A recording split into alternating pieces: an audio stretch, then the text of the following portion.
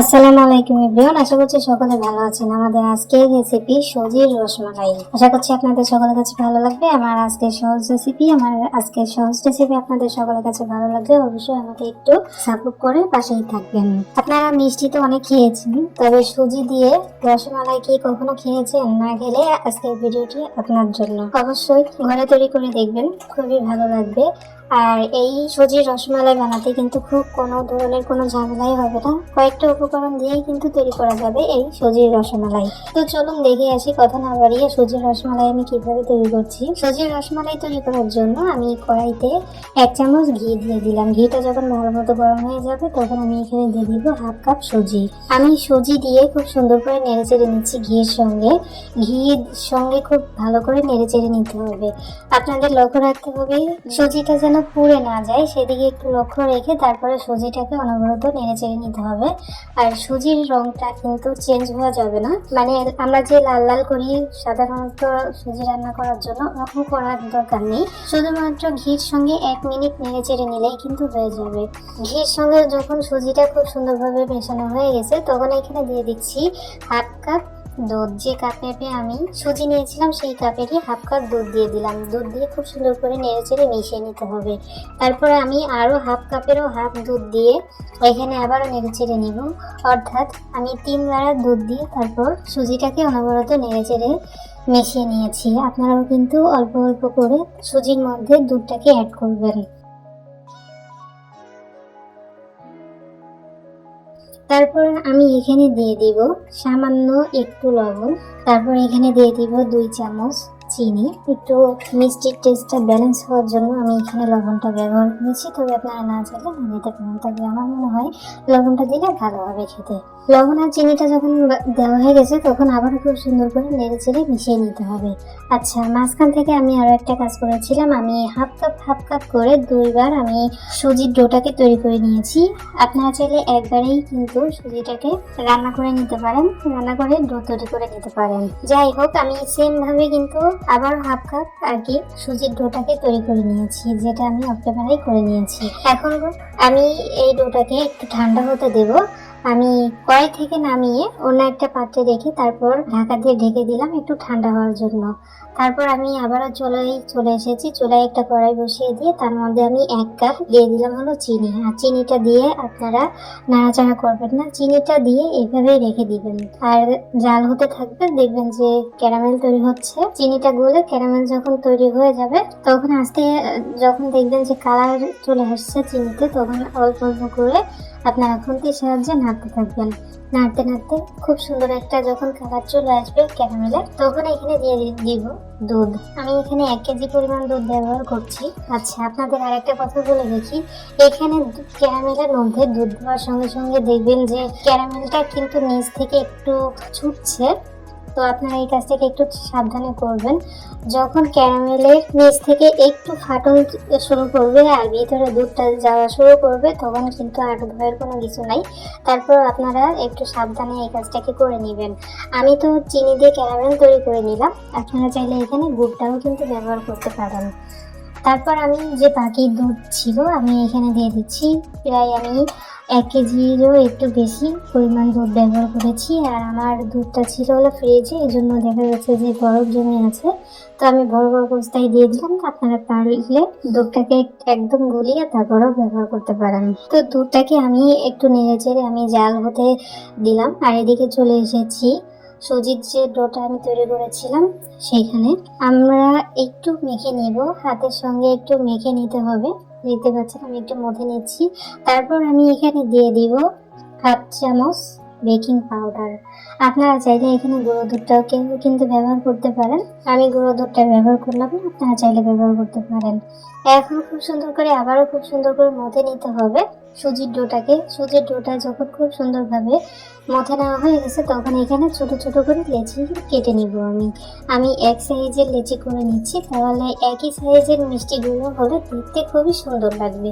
তো আপনারাও চেষ্টা করিয়েন যাতে মিষ্টিগুলো একই সাইজের হয়, দেখতে তাহলে সুন্দর লাগবে।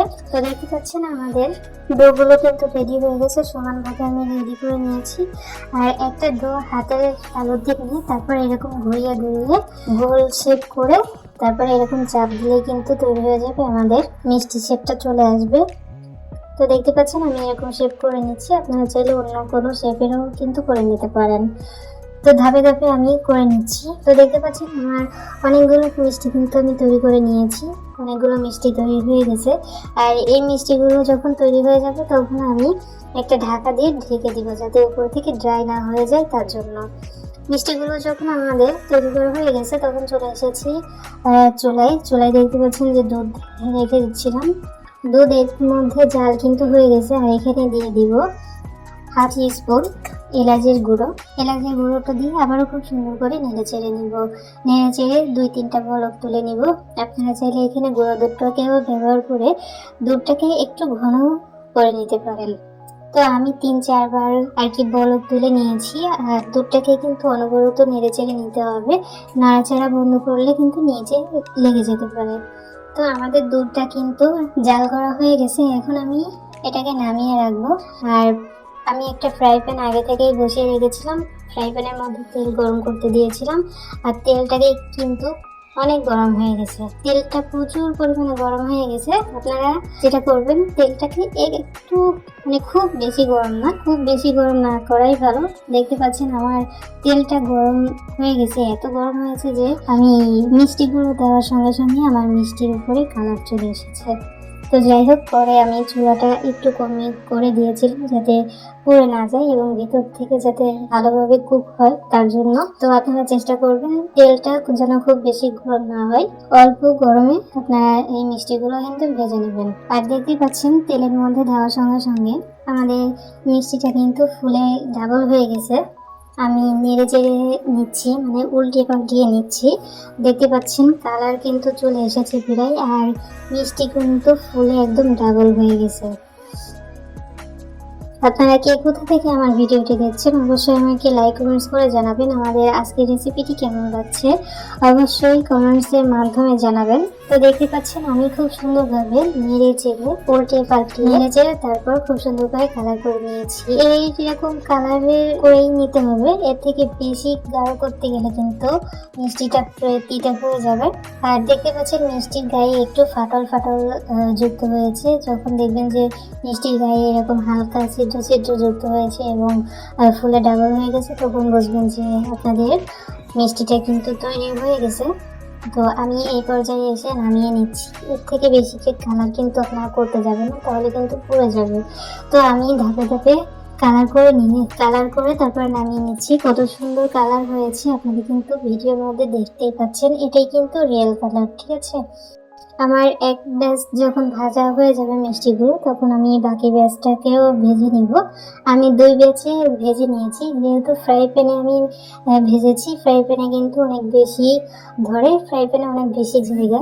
তো আপনারা চেষ্টা করবেন যাতে তাড়াতাড়ি মিষ্টিগুলো ভাজা হয়ে যায় তার জন্য।